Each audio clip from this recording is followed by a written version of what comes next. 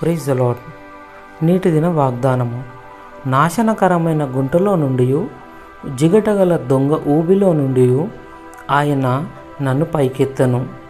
నా పాదములు బండ మీద నిలిపి నా అడుగులు స్థిరపరచెను. కీర్తనల గ్రంథము 40వ అధ్యాయము 2వ వచనము. కీర్తనకారుడు దేవుడు సహాయం చేస్తాడని సహనంతో కనిపెట్టుకొని మొరపెట్టాడు. అలాగే దేవుడు చెవియొగ్గి దావీదు మొర ఆలకించి జిగటగల దొంగ ఊబి వంటి పరిస్థితుల నుండి విడిపించాడు.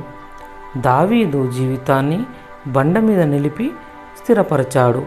ఊబి వంటి గతించిన పరిస్థితులలో లభించిన విడుదల అతనిలో స్తోత్ర రూపమగు క్రొత్త గీతము పాడాలనే కోరికను కలిగించడంతో పాటు భవిష్యత్తును తన పరిస్థితులలో కూడా దేవునిపై విశ్వాసం ఉంచడానికి మరియు తన కథను ఇతరులతో పంచుకోవాలనే కోరికను బలపరిచాయి. ప్రార్థన. దేవా, నన్ను జిగట ఊబి నుండి విడిపించండి.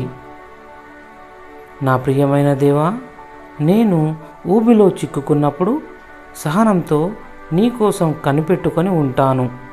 యేసయ్య నామంలో ప్రార్థిస్తున్నా తండ్రి. ఆమెన్.